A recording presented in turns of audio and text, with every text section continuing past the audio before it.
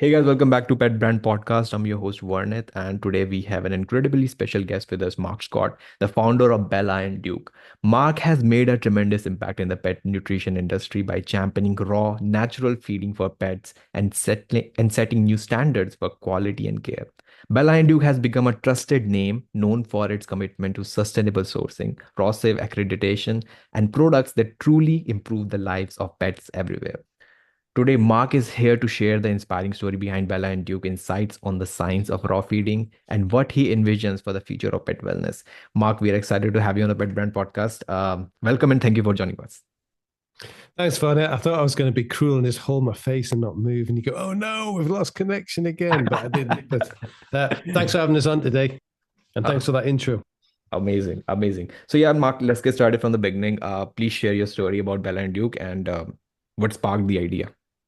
Okay, so if I start back to a few decades ago, so I was a budding entrepreneur. I had ran lots of businesses. And I Mhm. was actually running about six at the time when I was turning about 41, 42. And I Oh. just completely burnt out on it. I just couldn't sleep. I just wasn't eating well. I just completely burnt out. Mhm. And I decided, you know what, I just need to take time out and I just need to recover and work on my health. And that started off with good nutrition. So I became and was following the biohacking movement, which Oh. Yeah, was yeah. started by a bunch of guys who have pretty, done very well in Mhm. the Bay Area of Tim America. Ferriss, yeah. Yeah, Tim Ferriss, and Dave Asprey was kind of the godfather of it all. Mhm. And they realized that your mind for best performance. So Mhm. I learned all the skills behind it through meditation. All this. This is about 10 years ago before it became mainstream again.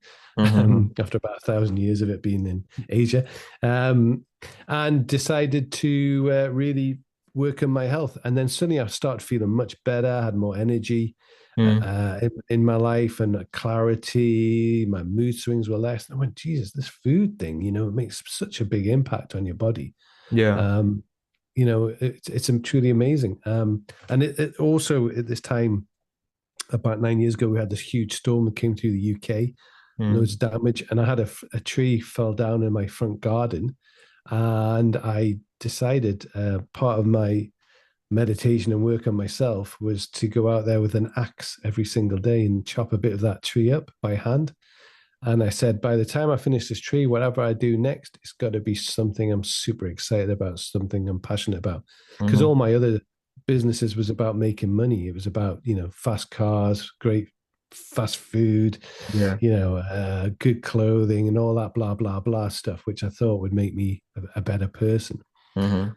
And it didn't. You buy all these products, I'm going off on one, and you own them, but actually all these products own you. And then you have to live up to this expectation. Anyway, so I'm chopping this tree up, and a friend of mine, he had two dogs. I had two dogs, and three of them, Vanya, had got cancer. Three of them under the age of 10, and I'm like, this is crazy. How can three dogs out of four under the age of Mhm. 10 get cancer? Yeah. And then I looked at the side of the dog food. I went, aha, okay, now I get it. Why hadn't I looked at this before? Why had I just assumed that this food was healthy for our pets because I had vet approved or whatever? Mhm. And I just felt really, really annoyed by it. I went, how can we be feeding our pets this crap food that Yeah. sits in a bag for 2 years, opened, and we think that's all right? And then I started looking into what's the best food for pets. Well, then you realize when you do your research, there's something like it, the last time I counted, 8.7 million species of animals, 8.7 million species of animals on Mhm. planet Earth. They eat lot And food. Mhm. and 99.99999999999% Mhm. eat eat raw. it's Yeah. it's only as humans and the Mhm. domesticated animals that we feed that eat processed foods. And Vana, which are the ones with the chronic diseases today? The humans, yeah.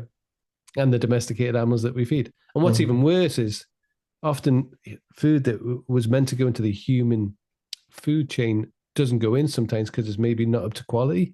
And you'll hear people say, "Oh, that's fine. We'll put it into the animal feed." And you go, So not only are they not getting quality food, they're getting the worst of the quality food because it's not allowed into the human chain. So Yeah. I felt really pissed off about this, and I thought, you know what, I'm going to do something about it. Mm, And we tested Bella and Duke. We went out, and it wasn't even called Bella and Duke; it was called Raw Goodness or something like daft like that. And we mhm, went out and we signed up 100 customers just to test it, and we still had 65 after 6 months. We went, wow, okay, this is really, really getting good traction. mhm, And that's when we launched Bella and Duke, and with a mission to change the pet food industry, which I mhm. think 8 years on today, we're the largest pet food subscription business in the UK. Oh, We've had huge growth, mhm. and an amazing team that run the business, and we've got 140 staff. So it's been quite a ride. Wow. Amazing. Amazing. And I'm sure starting things, you must have faced a lot of challenges. So like what were the challenges you faced initially with Bella and Duke and like how did you overcome them? All of them. I had to overgo everything. I guess, well, this is really important. This is a really important point. Um, Having run businesses before, I didn't have like a passion or a thing I wanted to really change. So when you get a challenge, it can be quite Yeah. hard. When Mm-hmm. you've got a purpose that you really want to change something, you know there's going to be challenges. So they Mm-hmm. don't come at you at the same way as maybe other businesses that I ran. So I expected them. The biggest challenge was vets' attitude to feeding natural. I just couldn't believe how Mm-hmm. far behind the vets were in Mm-hmm. nutrition and how they thought that processed food was better than natural food and all the crap that went around it. Mm-hmm. So the biggest challenge was the vet Is this who, because of the big companies in the market? Like they tell the vets that, kind of like promotes or they are like not even educated on that. absolutely, there's 100%. And this is what you're seeing in America now is they've woken up and changing the whole food policy for humans that, big pharma and big food companies Yeah. have been spending They're huge just amounts of money in influencing. Yeah. marketing, and Mm-hmm. the research papers are all, they're all biased, and has been. And what's amazing about social is these groups of people have come together who said, you know what, I've noticed a big difference in my pet. And somebody else goes, yeah, I did as well. When I changed them to raw, I Mm-hmm. noticed a big difference. They were on this prescription kind of food that the vet recommend, and then suddenly they're not. They're just eating normal food, and the body just goes back to doing what it should be doing, which is Yeah. supernatural. And Yeah. we've all eaten it. I mean, I'm sure you've had some crap Western franchise sort of food on it, and then you're going, Yeah. well, actually, you're still 12, you're all right. But as you get older, um, your body starts to feel it, and you really notice when you eat crap.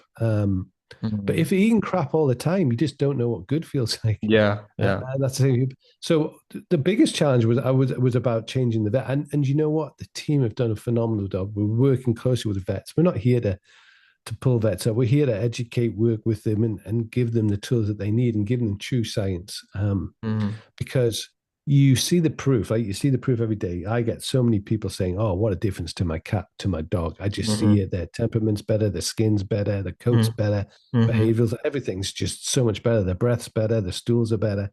And you go, Mm-hmm. okay, so we're seeing all these amazing results. Yes, they still want the science behind it. I go, okay, we can go off and do that. Costs a Mm-hmm. lot of money, which is why no one does it to do it properly. And we're teaming up with researchers to do this, and that's the exciting thing. So I think the challenge is really we're seeing the proof and then backing it up with science. So that's what we're having to Yeah. do.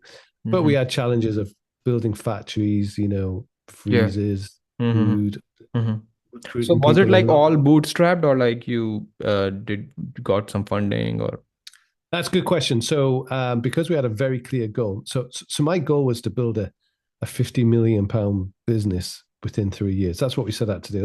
Let's build something like Hmm. this.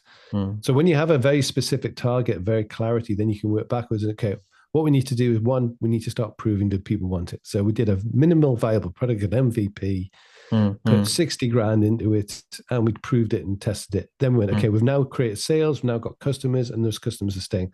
Now we need to scale up. We need to Hmm. find a manufacturer we can partnership, et cetera, et cetera.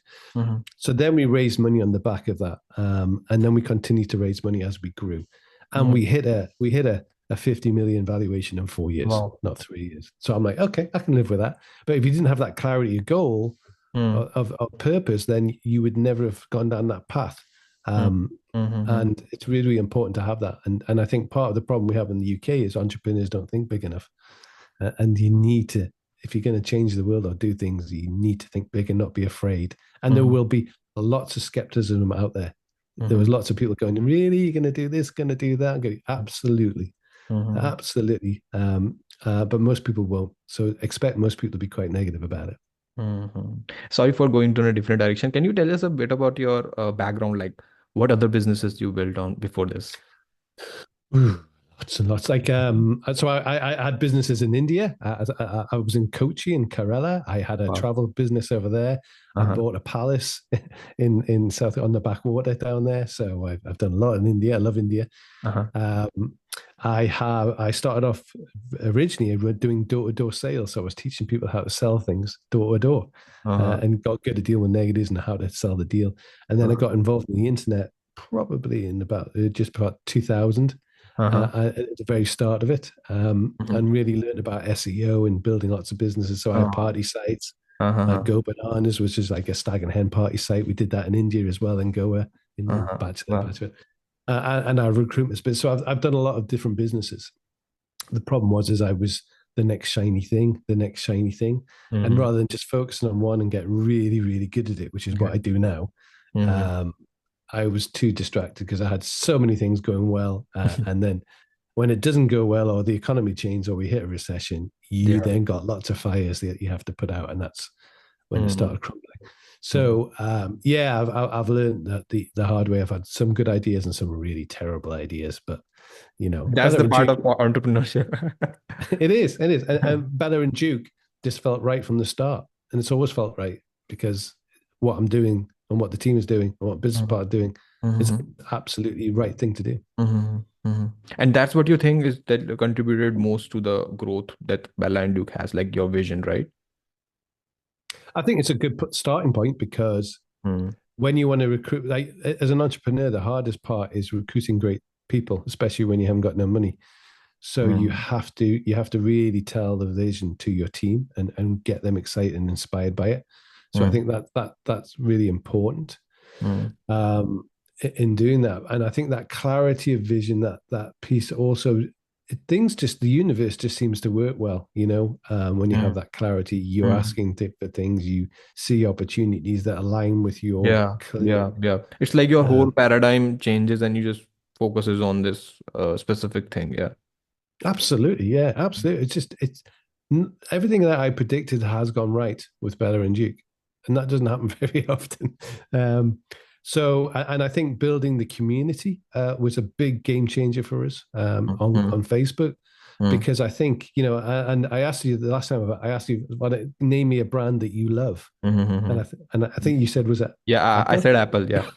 But Uh-huh. you struggled, and then you went, oh, Apple. Yeah, And it's one of my favorite questions when I interview people because um, building a brand that people love is hard. You have to be authentic. You have to have a mission. You have to have something that people buy. So when you think of Apple, who do you think of? and think of like something that is in place, But something who like do you think of simple. a person? Yeah, Do Steve you think Jobs. Yeah. Steve Hmm. Jobs? Yeah. So first off, you think of Steve Jobs and his story, and then his absolute focus on quality.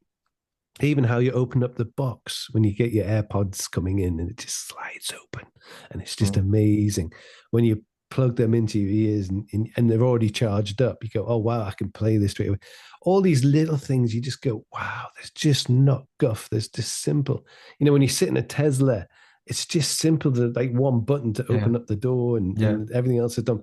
Hmm. And you just go, when you really focus on something and really want, and you get raving fans. It's the raving fans that build your business. They're the ones that go, I'm going to tell other people about your product, which means, do you remember the COVID times? Do Yeah. you remember those? Do you remember the R number when it was really negative? If the R number was greater than one, the R number being the infection rate. Yeah. So when Yeah. COVID times, when the infection was greater than one, Mm. then everyone was catching COVID. When it was less than one, then it was going away. Mm. Well, in marketing, if you can create a brand that's greater than one, Mm. then your customers are growing your customer base for you. That is the golden chair. That's the bit. So how do you do that? How do you get that across? And I think having very clear vision, Mm-hmm. messaging, and people really resonating with what you do is so critical. And there's Mm-hmm. not enough brands that do that. They're very vanilla. Even if you looked on LinkedIn, they don't, how many brands do you see every single day on it, but They don't just look remember? all, they just all look same. There's The nothing same, about the same standing old out. Right? shite, they're all vanilla, all the same shit. Mm. You want to step out. You want to have people either love you or hate you, but you want Yeah. them at least have an Yeah. opinion of you. Uh-huh. And Mm-hmm. there's too much of we're afraid of this. So I Mm-hmm. think it's getting back in there, and when you call from the heart and you do it, you know it's going to resonate with some people and Yeah. really annoy other people. Yeah. But It's important especially to when be polarized, right? I mean, like just pick one side and believe in it. yeah, not intentionally. As long as that polarization is because you're truly passionate about the thing that you want to do, not Uh-huh. because you go, "Oh, I want to be good at this, building this business," because that's the wrong reason to do it. I would love everybody to come across and use Bella and Duke and Mm-hmm. understand why we do what we do. But I just know I'm going to rattle some people because I see that in the human world. Uh, you know, ideally, you'd go into the supermarket and the organic section would be big, but it's not. It's tiny because we're Mm-hmm. not prepared to pay the price of what true organic food costs to make. Yeah. Yeah. So we say it, but we don't act that with our pounds. So it's when something becomes really, really important to people, that's when the magic happens.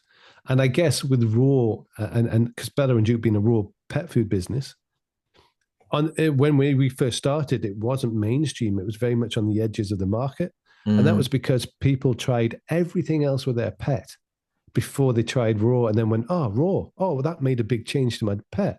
Mm-hmm. In COVID, in lockdown times, I think something like 70% of our new customers were putting puppies onto it. I went, "Wow, that's when you Mm-hmm. go mainstream." Is when people go, "I've made the decision to put my pet, my puppy on raw because I believe that that's the best food for my pet." And Yeah. that's a game changer. That's when you go mainstream. But then if you look in the human world, exactly the same happening in America, starting to happen a little bit more in the UK, where people go, you know what? Highly processed food is really bad for us as humans. I just want to feed myself natural. Anyway, sorry, I've gone off again. No problem. So, you have been recognized by EY and other notable platforms, right? So, how has that recognition impacted you and your brand?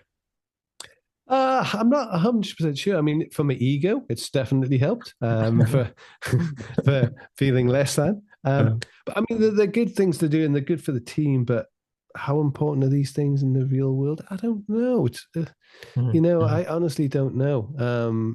They sit on the shelf, and I'd love to think, oh, they made a big impact. It's nice to get the recognition, but it's mhm. gone. It's yesterday's news. What are you doing today? What are you doing tomorrow? So Yeah. how Mm, important they are, but I honestly don't know. mhm.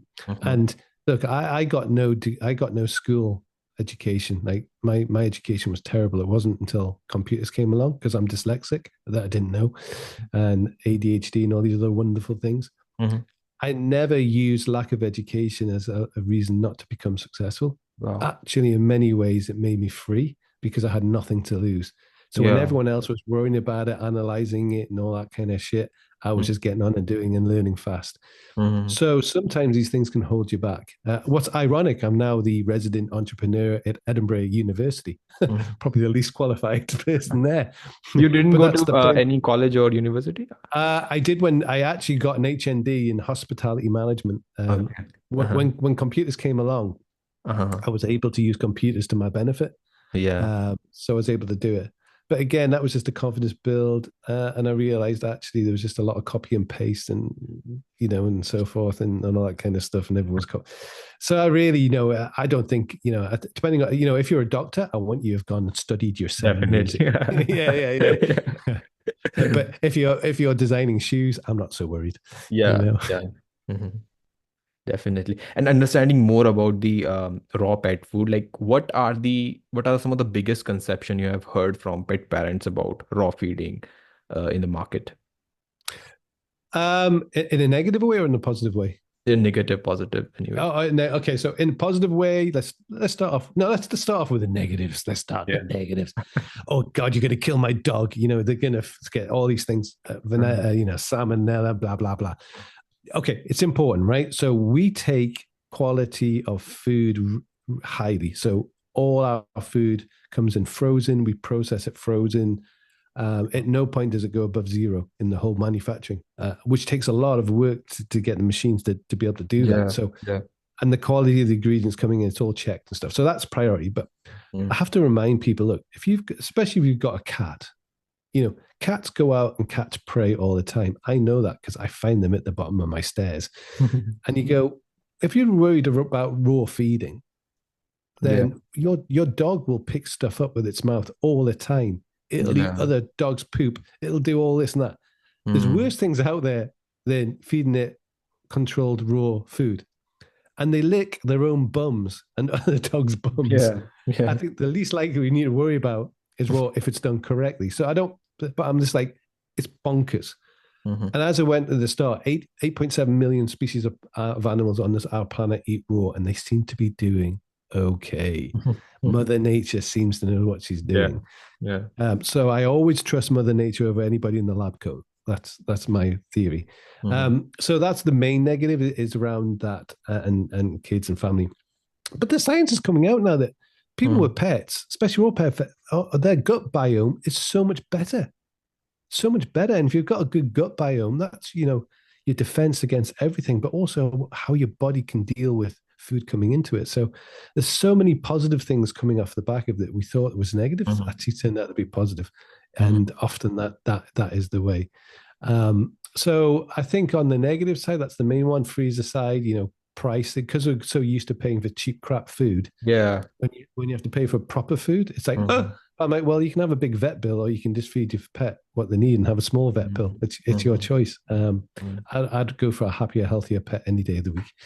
On the upside, there's loads. I mean, I've seen so much. We always every year we do a research with all our customers, and for example, 100% of the people who replied said that their dogs who had diabetes no longer had diabetes, for example. I Wow. mean, 100%. That's not 99, that's 100%.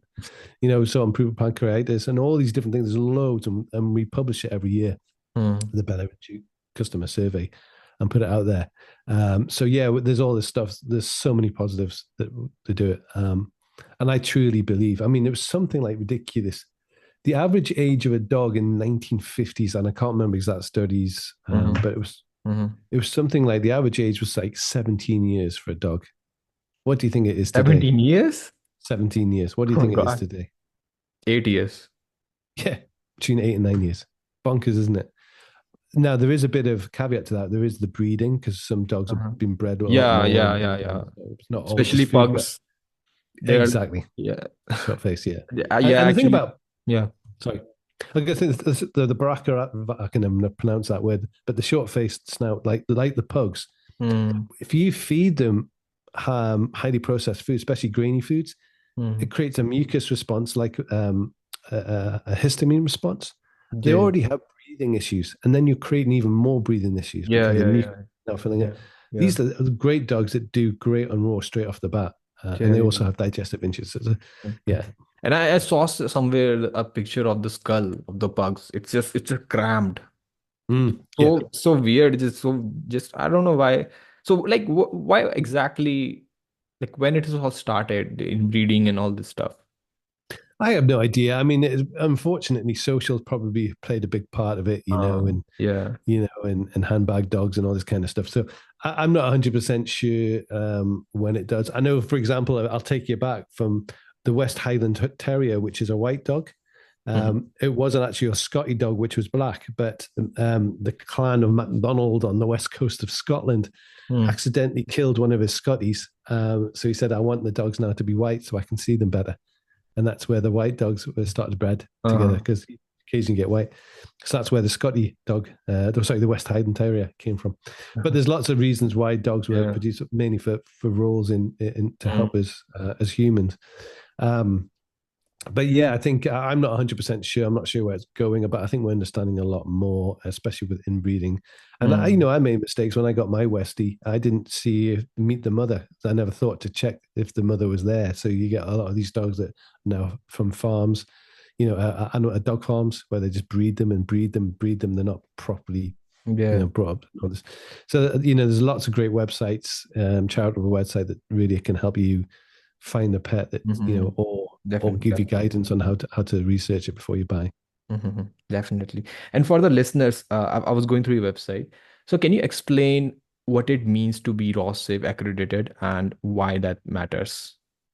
So the raw safe was something we really wanted to push because there was lots of brands coming on the market, and we felt the standard wasn't there. So we Mm-hmm. wanted to create an accreditation with the RFVS, which is the Raw Feed and Veterinary Society, a third party. They own it. They set it up, and we would just work with them to set a standard for all raw manufacturers to comply with. So we Mm-hmm. made sure that the standards was across the same across everyone. Mm-hmm. And I'd like to see more and more because again, it's going a global brand that where people around the world can apply those manufacturers to do it, and it's a very high standard. It's the same standard as what you get in human food um, manufacturing. So really high standard, and it's there to encourage great practices across the whole industry because it benefits everyone from having good manufacturers doing in there following Mm-hmm. the protocols. Basically, like it's like a license in the pet industry. Yeah, yeah. Well, yeah. It's just it's a badge that says stamp that we've been audited by a third party who's come into our factory, looked at all the different processes, and said this is a manufacturer that really meets a really high standard. That's Mm-hmm. the whole point of it to raise the game of the industry. Talking more about the product sections, Beta and Duke offers a lot more than food. So, how did you decide to add things like natural treats and supplements into your product line? So we're a wellness business. We've always been a wellness business. So you have to start off with the food first. It's always really important to start with the food Mm-hmm. because if you haven't got the food right, it doesn't matter what else you do. You could go for a run at 10 miles a day, but if you're eating crappy fast food Yeah. every single day, you're just not going to benefit. Mm-hmm. So the whole wellness piece, it means we would need to offer everything and, natural tick and flea sprays, all these things. You don't want to you try and reduce the amount of chemicals going into an animal's body because we just don't know what impact that's having on the gut biome, and we're seeing more and more evidence of these things. So we offer products and a natural product as well, treats as natural as possible. So we just know that the pet Yeah. is his body is not being inflamed by things. So all our supplements, all our treats, they have a function in it. And unfortunately, in today's world, we've knackered our soil. So a wild lettuce is not the same as a lettuce Yeah. that's come from a farm. It Yeah. doesn't have the same nutrients because the soil's Mm-hmm. been battered. So unfortunately, sometimes we do have to supplement because we cannot get all the things that our Yeah. body needs that we used to. Mm-hmm. I remember somebody saying as well that something like the Aborigines in Australia that they eat something like 9,000 different foods. 9,000. It's ridiculous. It's a huge amount. Whatever the Mm-hmm. grubs and stuff. Mm-hmm. In the UK, we probably eat about 4 proteins, probably six vegetables, and you go, we're not getting the variety that the body would be used to when Meat. we were Yeah. hunter gatherers. You'd Mm. have seasons, you'd get different types of foods, different types of meats, and you grab and you would eat all types. So it's how can we get that back as naturally as possibly can. So sometimes you do have to add supplements in. Definitely. Talking about the customer experience, like what was the most memorable customer stories you have heard from your pet parents? The people. Um, I mean, there's so many, but one that jumped out was I was out for a walk and I got a call from a customer who said Mm-hmm. he wanted to thank me because he watched my video on end of life with my dog Trin, and he just said, "Oh, it was so impactful. It totally resonated Mm-hmm. because he was having to put his pet to sleep." And often we talk about all the good stuff, we talk about the puppies, but we don't think Yeah. about end of life. And Yeah. Yeah. at Bell and Juke, we're trying to address the whole process, to senior dogs and just how to prepare for it and how to work with your vet and making it something because it's difficult when your pet is on their, coming towards the end of life. If they don't pass away, but they're in a lot of pain, as a pet parent, you may have to make that decision. And Yeah. that's tough. because Mm-hmm. you know when the last meal is, you know when the last walk is, you know when the last cuddles are. Mm-hmm. They don't, and it's really really tough. So I think being that authentic self, I think that getting that call from that gentleman, and he just said, "Look, I just felt I had to reach out and say I really appreciated it." I Mm. think that is what reminds me why I do what I do, Yeah. Yeah. and I just see so many all the time because we've got an active Facebook group Mm-hmm. that anyone can come and say hi and come and join.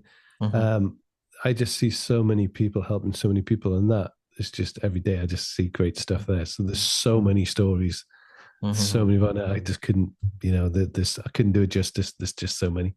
Yeah, yep, yep. And how does if somebody's listening to this podcast and they want to be part of the community, Facebook community, so how does that Bella and Duke's Facebook community, the pack, benefit pet owners?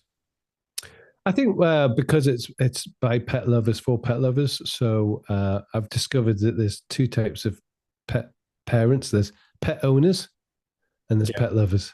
yeah, And they are different. yeah, And yeah. there's nothing wrong with that, but they are different.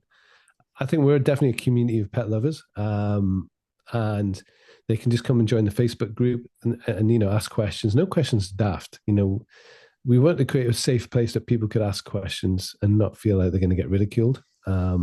So the team there, the administrators there, do a phenomenal job there. Jude, she's been with us for 6, 7 years, and she was a Mm-hmm. customer, and she was one of the first, and she just said, "Hey, I want to get involved," and now she works full time at Bella and Duke. It's amazing, and she runs that whole community. So I think we try not to hide stuff or try not to deal with difficult stuff. We'll try and do it, and I think ultimately people appreciate that, and I don't think you can make that up. And again, if you're going to build a brand that people fall in love in, I think you've got to have these spaces for communities and pet parents to ask questions, no Mm-hmm. matter how difficult they are. Mm-hmm. Definitely. And do you have like a specific research and development department in your brand? We do now. So all these things have come in as we've got bigger. So we do a lot of R&D. We're doing more. We're Uh-huh. teaming up with third parties as well to help with their research. Because we're a direct consumer business, we collect a lot of data and we can see what's Yeah. going on in the world. Mhm. So insurance companies, this is really interesting. Like, why wouldn't an insurance company want to know what the food they're feeding their pets? So if we can show insurance companies that pets live longer, they have lower vet bills, then that reduces the need for expensive Yeah. insurance. They can bring down their costs. Mm-hmm. So there's all these exciting things I think will happen over the next 5, 10 years, especially with insurance companies. Will go, actually, we've now got real data points that raw fed pets on a good brand could get cheaper insurance. For example, Mm-hmm. that's one example. Mm-hmm. So are you also like planning to, expand the services into like pet insurance or in a service section, pet boarding or something? Who knows? I mean, right now, I think we've just added another 6 partners to our customer portal. So when you go into our customer portal, you already get discounts and stuff and partnerships. Mm-hmm. So the teams continue to add that to our existing customers. So it's all about value add. So they get more and more of it. So, for example, we offer free 24/7 vet support on Bella and Duke. So if you're a Bella and Duke customer, you automatically get that. So if you've got a worry or concern, you can Mm-hmm. jump on the 24/7 vet and have an instant response. There's things like that Wow. I think Uh-huh. people find really valuable and really useful. Great, great, amazing. And what the process looks like for like, if you want to create a new product, right? A new like the process for choosing a new ingredients or supplier for Bella and Duke product. Yeah, we've always had like a three sort of like traffic light where a vet has to sign off of it, the nutritionist has to sign off it, and the Mm-hmm. head of manufacturing has to sign off it. So those three always have to be signed off before any product goes through to make sure we hit the quality, the suppliers, check on them, make sure that they're up to standard. So we've got a process of making sure. And also, is there a reason to do it? Well, that's the way we always start off with what's the reason for doing this? If there's not Mm-hmm. a valid reason apart from just increasing your purse size, then there's no point. We've got to do right by our pets. And that's always the question we start off with. Mm-hmm. Talking about the pet food industry as a whole, okay, how do you think the pet food industry will change in the next 5 years? I think the big guys are getting hammered in the human world, and I think it's not going to be long until they realize that the pet food is, people are going to connect the dots. Yeah. So I'm seeing more and more fresh food brands and more real food companies coming out there. I'm Mm. seeing retailers realizing that this industry, this category is not going away. If anything, it's getting bigger. Yeah, So yeah. there's a lot more investment from Also, I'm sorry to cut you off. Also, a lot of people say that the pet food industry or pet industry in general is recession proof. Like, what's your opinion on that? certain categories of it are. Yes, Mhm. because you've got to feed, just like babies, you got to feed, or you got Yeah. to wipe their bums. Mhm. You've got to feed cats and dogs. Mhm. Um, I think what's realizing it's a false economy to choose cheap food, and I think that's coming out. Mhm. So I think it is. Yes, it definitely is a recession proof more so than others. Uh, but this recession in particular has been tough. It's been the toughest one in my Yeah, yeah. lifetime running businesses, and that's Mhm. because it's hit everyone. It's not just one person. Everyone's been hit by it. Mhm. Um, but we're coming out the other side, and things are looking good. And I think we've positioned ourselves as a trusted brand that people can trust, and Mhm. and Mhm. and I think there's great opportunities as we come through this recession, even though they haven't called it a recession.